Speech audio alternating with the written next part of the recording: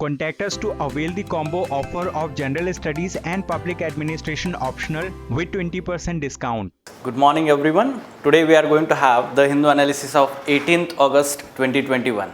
Okay, let us see which are the important articles from today's The Hindu newspaper. Yes, these are the important developments, mains related and prelims related. What we will do is first of all take overview of all these articles and then we will discuss them one by one. So on page number 6, important articles related to mains examination. First of all, CJI's remark on working of parliament. There is one editorial with this context on page number 6. It talks about the working of parliament that was witnessed during the monsoon session, and recently CJI remarked about such working where it involved the passing of bills without any substantial discussion and deliberation. So it raised the concern by the judiciary also. So we have to understand this CJI remarks from that perspective. GS2 paper polity part, this is important. Then second one, healthcare at doorstep. Now the context of this particular article on page number 6, editorial page, it is talking about recently Tamil Nadu government launched one scheme here, healthcare scheme. It talks about the doorstep delivery of drugs and community based treatment regarding the non-communicable diseases. Okay, so how it is important, such kind of scheme at national level, how it can be replicated. So this becomes important from GS2 paper, human resource development. Health is aspect of human resource development along with education and skill development, and as a part of governance, the syllabus part in GS2 paper.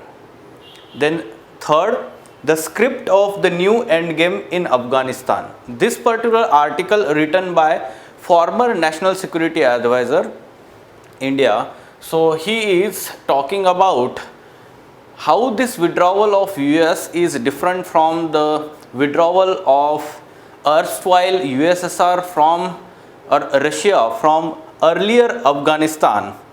At the same time, how it is impacting India's interest. It is relating to different stories. Okay, like for example, US withdrawn from Vietnam also in 1975. How it failed in Vietnam.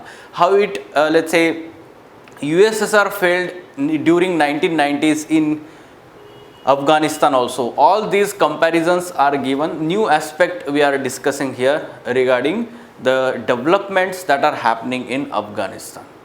Okay, so GS2 paper again, but international relations part of the syllabus in GS2 paper. Specifically prelims related development, Odisha plans odyssey to wild cattle island. So on Hirakud Dam reservoir, there is Hirakud Dam across Mahanadi river and there is reservoir because of the dam that is created. Okay, so there are different islands in that reservoir and one is called as Cattle Island. Okay, so this Cattle Island will be developed for ecotourism by Odisha government. So we'll look into details of that from geography aspect also, prelims examination. Okay, then Financial Inclusion Index, FI index is launched by RBI. So some basic information about this index and some factual aspects also we have to understand here about this index.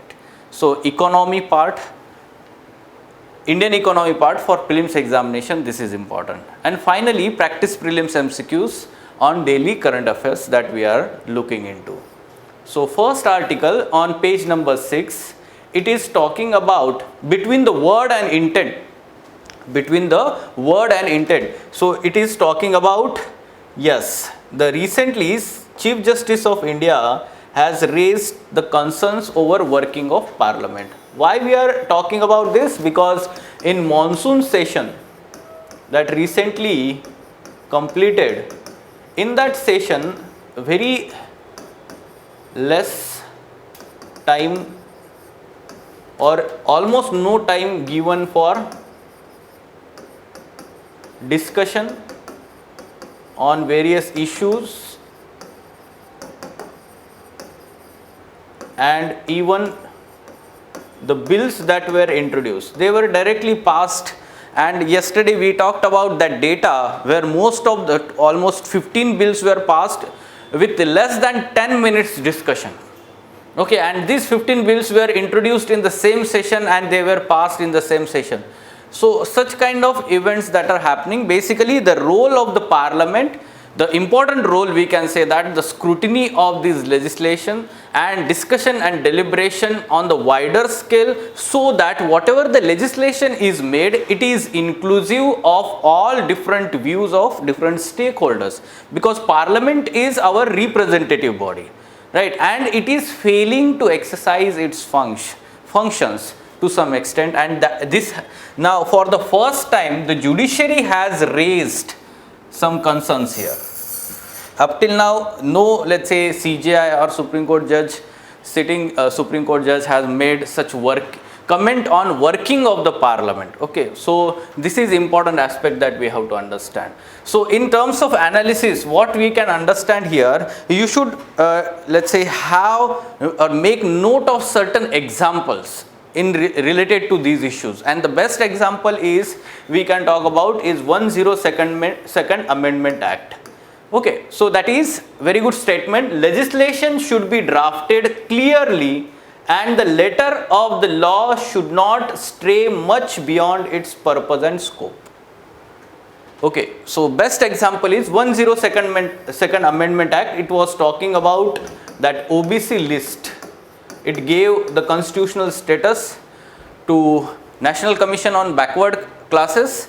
At the same time, it talked about the role of the President and Parliament regarding the preparing and maintaining this OBC list.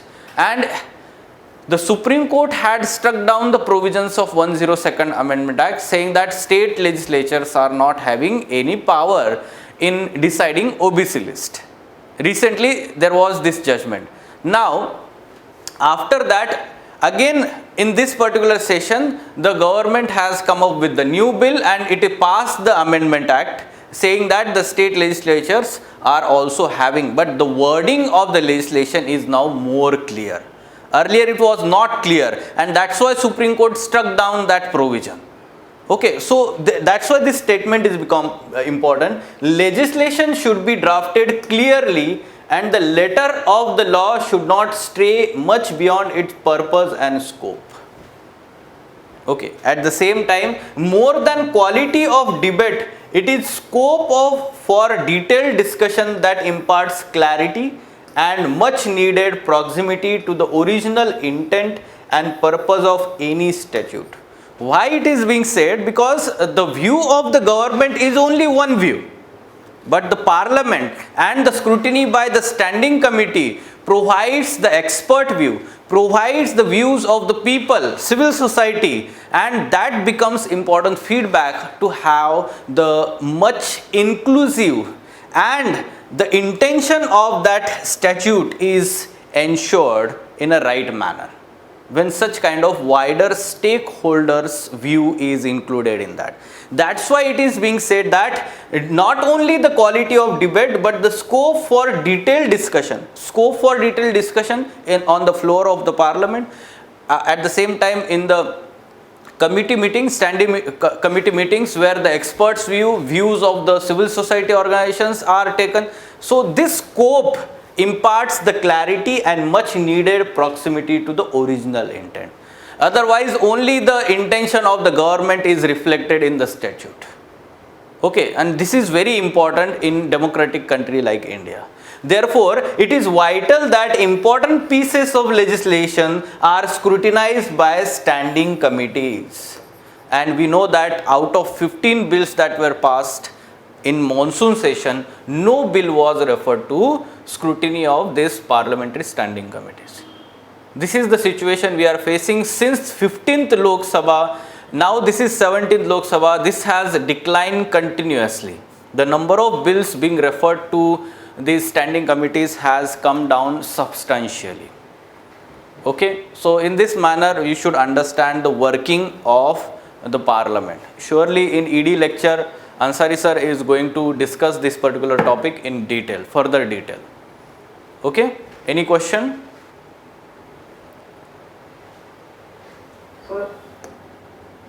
Yes. So normally an executive officer, for example, IAS officer will have the pass any order from the district level. We have the some rules and regulations before passing that one on that over the district. Why don't have the if any fault has been occurred on that rule or any GO, it may have inquiry on that particular officer. At the same procedure, is there any MPs and parliamentary members on without any discussion on like that? That's why at present there is no such accountability of these MPs, their representatives. Okay, and that's why it is being said that though the opposition is raising the, let's say, concerns regarding these bills or various issues, but they are not working in a organized manner. They are not criticizing the government bills in a right manner. Okay, going into the well of the floor, okay, going into the well is not the solution. Doing violence is not at all the solution. Okay, so doing the critic, or we can say criticizing the government legislation and asking for wider scrutiny, there are different mechanisms, constitutional mechanisms. Okay, and that should be invoked. They should educate people for, let's say, everything. If they are having the pieces of this legislation, they should educate people. Then the people will raise their voice and the government will have to listen them. If they are not listening on the floor of the house, they will have to listen outside. Okay, so this is becoming the problem. Sir, if ruling party has been passed some bills, is there a chance to appeal in Supreme Court of opposition parties or on that particular passing bill to stop that bill? Oh, I am not getting. Will you please repeat?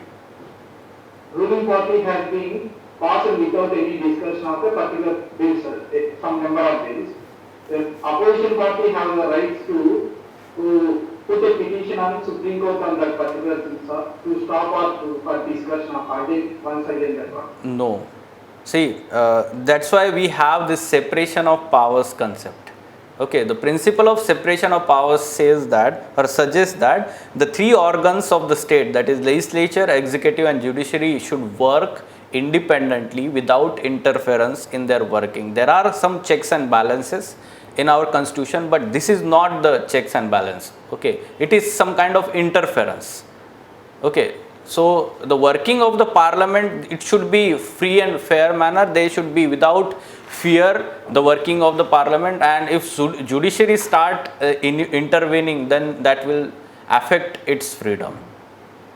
Okay, so by itself the parliament should come up with such procedures, rules, so that the organized debate, discussion should happen. And yes, in future it should come up with such idea that each bill should be referred to the standing committee. Okay, or at least some important bills, and there should be some criteria, objective criteria we can say. Okay, that should be referred to some scrutiny of the parliament. Okay. Yes. So let us move on to next article, doctor at the door. Now the context of this particular article is the healthcare services for non-communicable diseases. Non-communicable diseases, like for example cardiovascular diseases, hypertension, diabetes, TB. Okay, so basically these diseases, they are during the pandemic, what happened is the people were not able to go out and receive the healthcare from the healthcare institutions. Due to pandemic, there was lockdown. At the same time, the healthcare institutions were overburdened, right? And because of that, there is interruption in these services.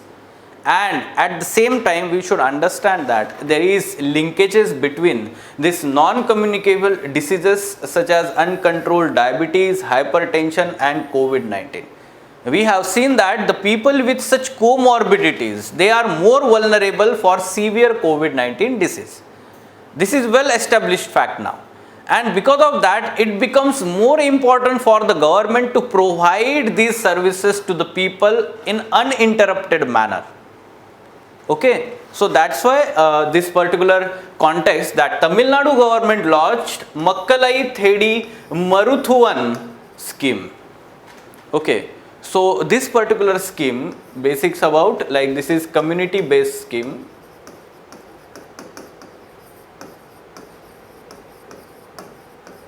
Community based scheme wherein there will be population based screening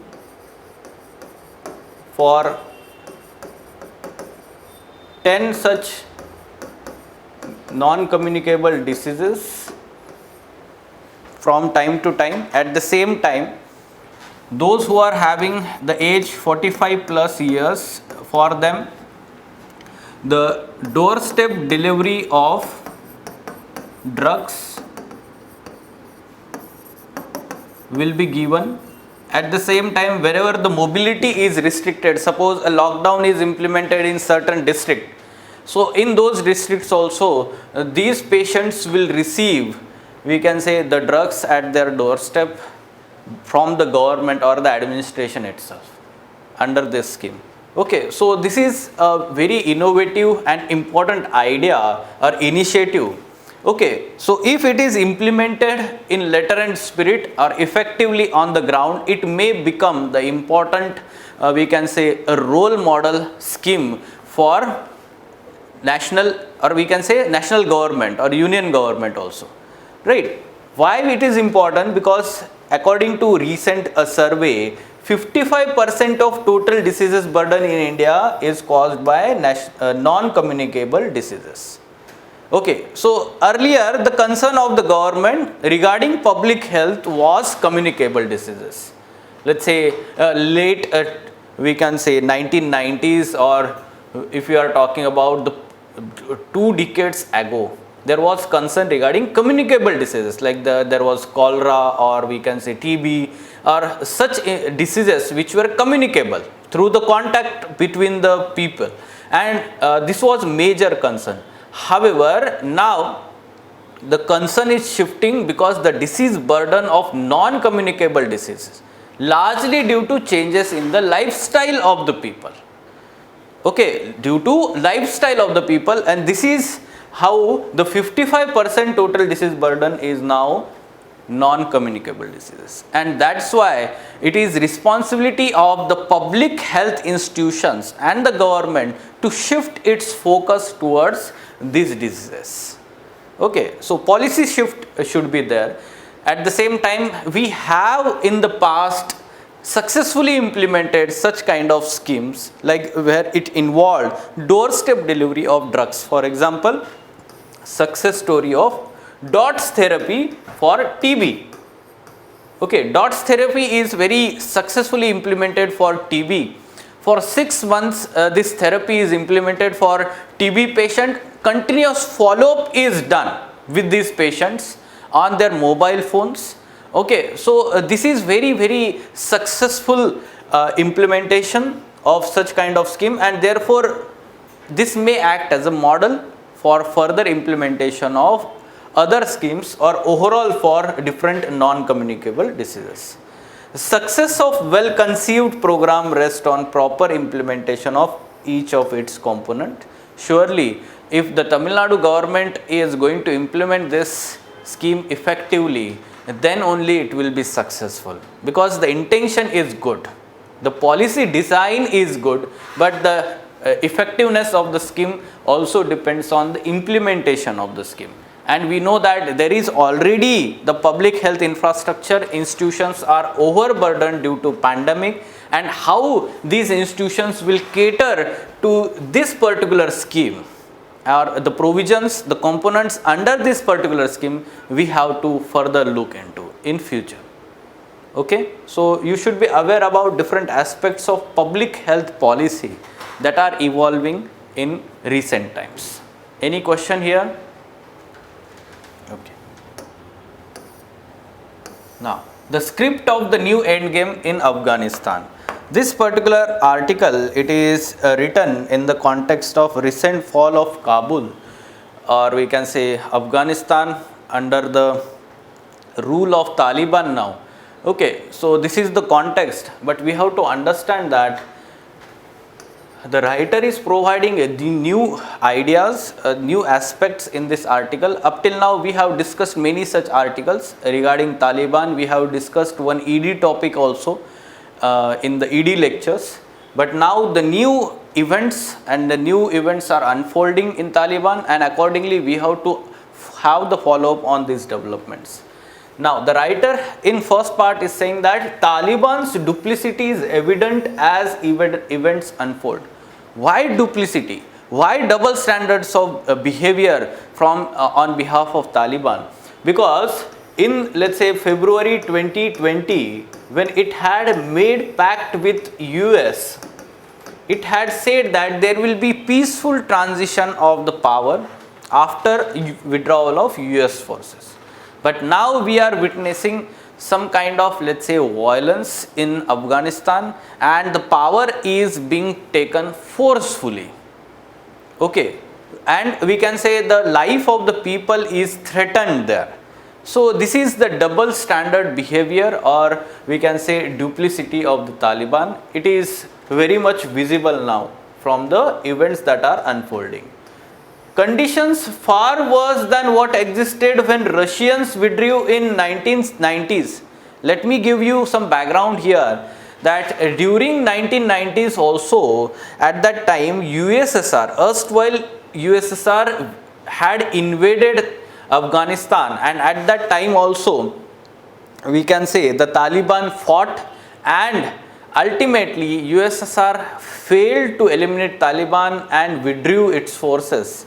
And Taliban overtook the government in Afghanistan in late 1990s. But at that time the situation was different. Why it is being said that the situation was different? Because the government never withdrew at that time. Okay, so there was government in exile, and it continuously fought simultaneously with the Taliban. At present, the president of Afghanistan flew the country, and administration completely surrendered before the Taliban. This is the situation, a different situation. At the same time, we should also understand that at that time Taliban was having some kind of, let's say, unorganized kind of, let's say, it was unorganized institution, but now it is comparatively more organized with more updated, we can say, weaponry. At the same time, it is more receptive to regional powers like China and Russia and Pakistan. Okay, so this is the changes that we are having, and this is different condition that existed in 1990s. At the same time, the situation is more likely to encourage terror groups at present like Al-Qaeda, ISIS. Okay, so these terror groups which had some kind of setbacks earlier when US invaded Afghanistan, now after withdrawal of the US, these terror groups may strengthen on the soil of Afghanistan. Though we can understand that Taliban had promised US that it will not provide safe havens to such terrorist groups on its soil. Okay, there are ground reports that some of the insurgents or militants belonging to Al-Qaeda and IS groups entered Kabul on the ground. Okay, and even Taliban is not aware about it. These are the ground reports. Okay, so this is how we should understand that surely in future these terror groups, their impact will increase, their presence will increase. Now, the references to Afghanistan becoming another Syria are misplaced. Why they are misplaced? Because in Syria there was, let's say, the president, or we can say leader of the country, he was continuously available as a part of government, as, let's say, the coordinating with all world powers against, we can say, militant groups. At the same time, we should also understand that the boundaries of Syria are different as compared to Afghanistan with its neighbor. There are porous boundaries with Central Asian republics like Tajikistan, Uzbekistan, these countries with Afghanistan on the northern side, and the porous nature of boundary makes it very difficult for the border management by these countries, and therefore these countries will have to cooperate with Taliban in future.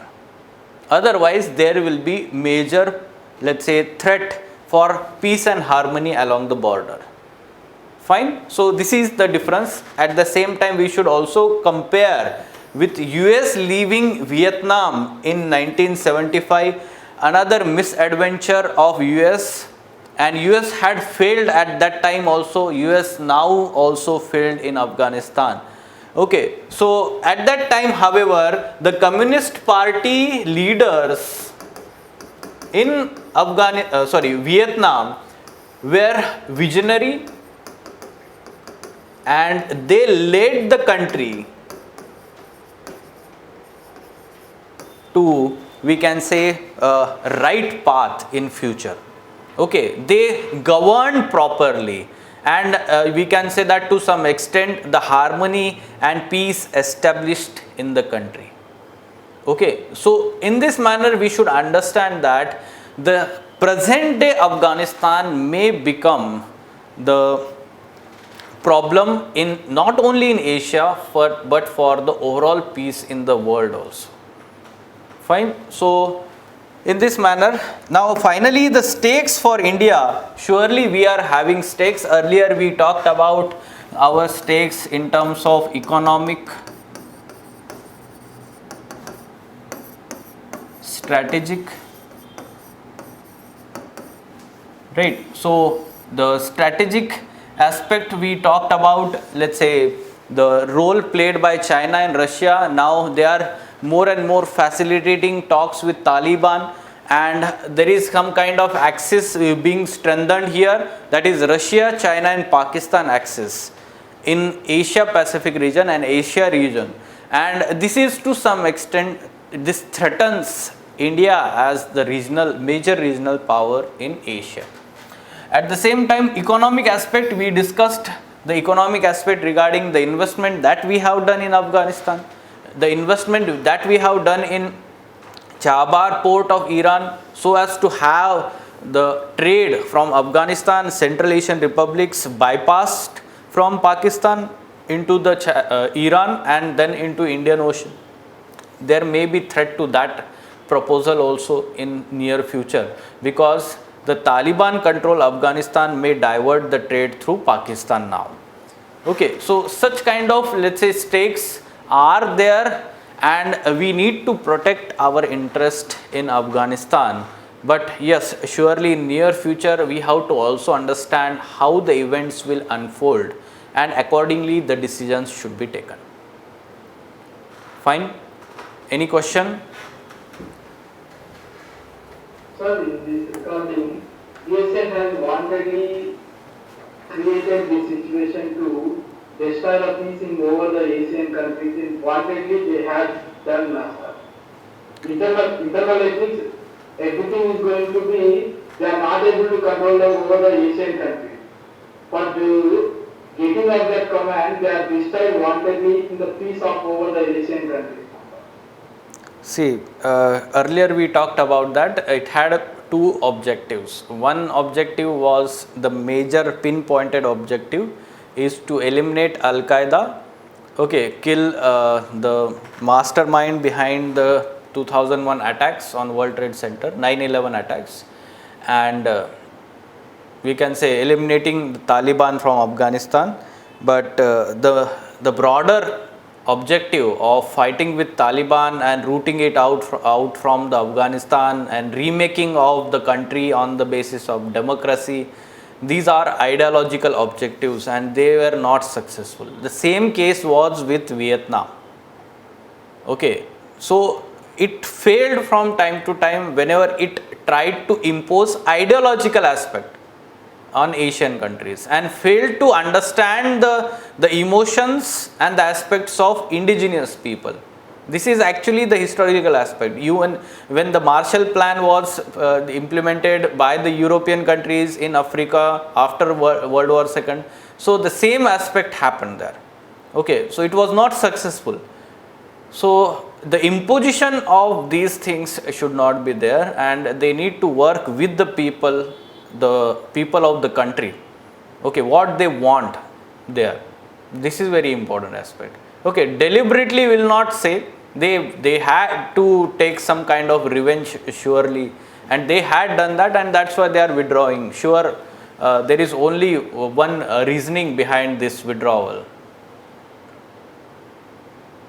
Sir, but today, yesterday they given the meeting, we are not identify the Taliban government, but they are given a chance to ruling Afghanistan. What is the end of that logic, sir? They are not identifying the Taliban government, but they are not able. They are given the chance to enter in Taliban in Afghanistan. They are done in dichotomy system. Yes. See, up till now, the Taliban has not announced formation of any government. Unless and until Taliban announce the formal government in Afghanistan, then only the talks will happen with that formal government. Otherwise, it is just we can say militant groups, and no democratic country and its leaders will have direct talks with the militant groups. That's why India is also playing the game of wait and watch. Okay, so in near future, this will happen, and Taliban will come up with certain policy, its own government or administration, and then its representatives will be there. There will be meetings, there will be some kind of discussions, deliberations, peace negotiations, all this will happen. Okay? Yes. So moving on to prelims related developments, Odisha plans to odyssey to wild cattle islands. So the proposal by Odisha Forest Department to begin island odyssey and Hirakud cruise ecotourism packages for tourists to islands inside the reservoir when COVID-19 restrictions are lifted. There are total 3 islands in the Hirakud reservoir. Okay, and the cattle island is one of them. So Hirakud Dam, yes, foundation batch, we learned about different rivers in the drainage system recently, and Hirakud Dam is built across Mahanadi river in Odisha near Sambalpur.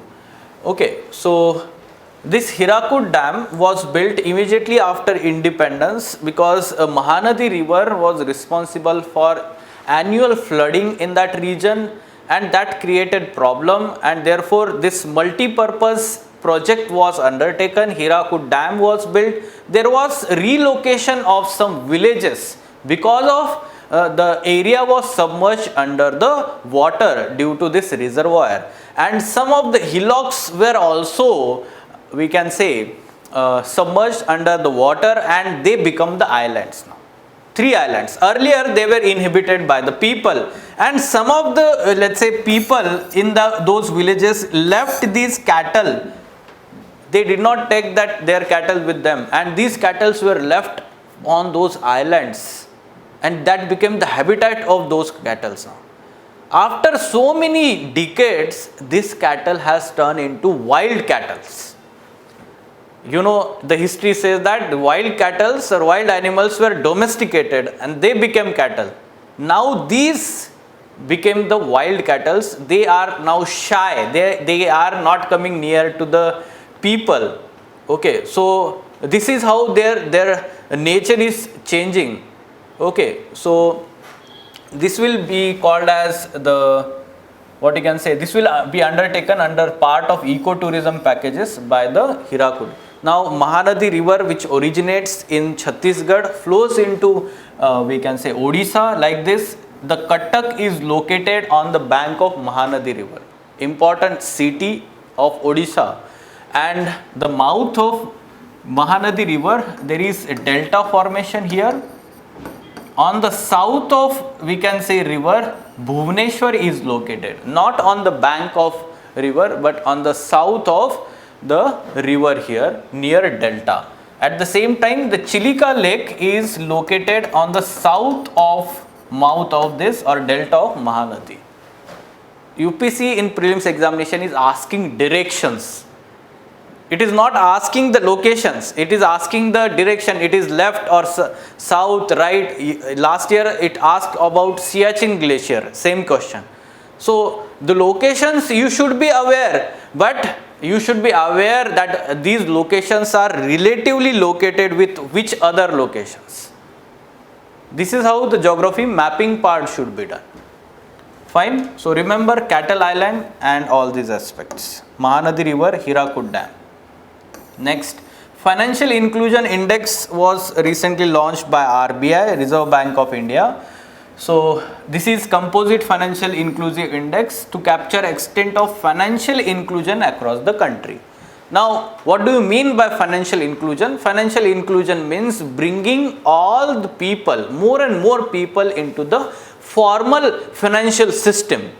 For example, Pradhan Mantri Jan Dhan Yojana, which involved opening of bank accounts, zero balance bank accounts for most number of people. This brought the people under the banking system or formal financial system.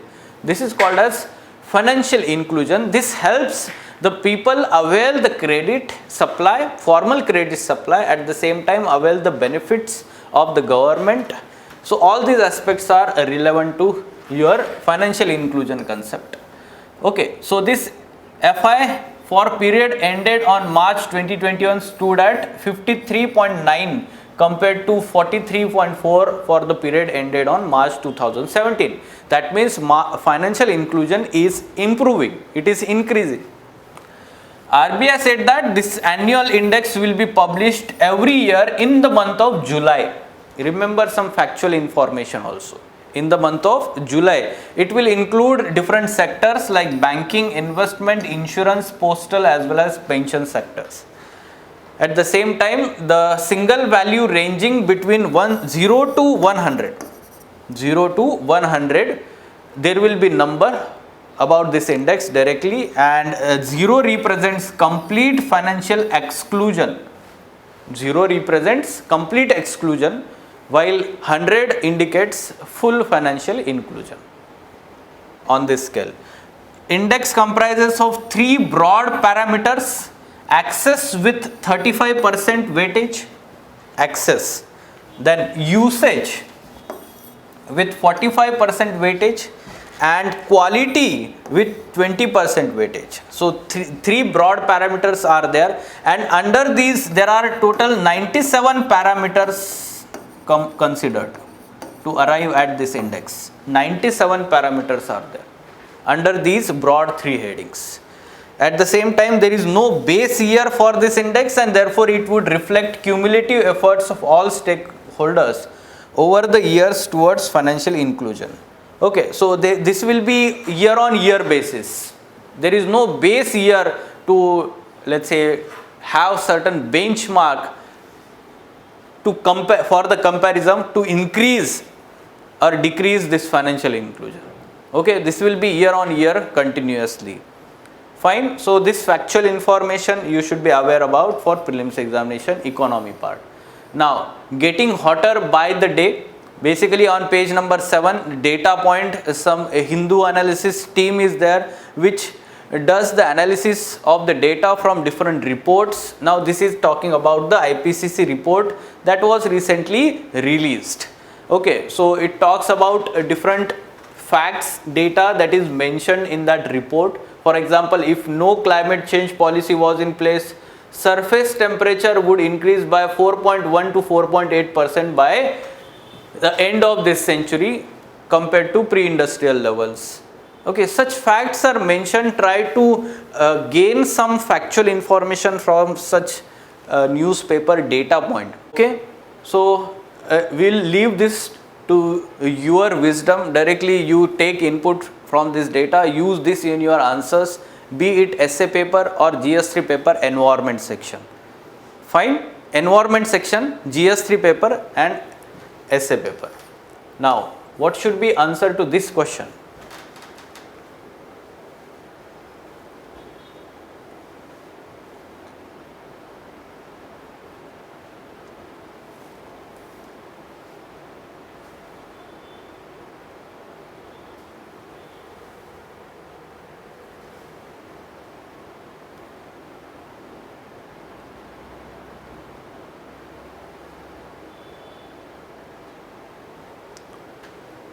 Sir, it's A. yes, sir. Sir, one second, sir. Yes. It's answer B, sir. 1 and 3 are correct one. D. All of them. 1, 2, 3. Yes, sir. Okay, let us see. So this financial inclusion index, we have to find the correct statements here. Okay, it is launched by Ministry of Finance. Just now I had said that this is launched by RBI, Reserve Bank of India. How it is Ministry of Finance? This is incorrect statement. The index will be released in the month of July every year. Yes, this is correct. Factual information. Financial inclusion will be measured in the single value ranging between 0 to 100 under this index. This is also correct. 0 being the complete financial exclusion and 100 being the complete financial inclusion. So that's why answer should be 2 and 3 only. So B is the correct answer. Fine? Okay. Yes. So these were important articles. Any question? Okay. Let us stop then. Thank you. Contact us to avail the combo offer of General Studies and Public Administration optional with 20% discount.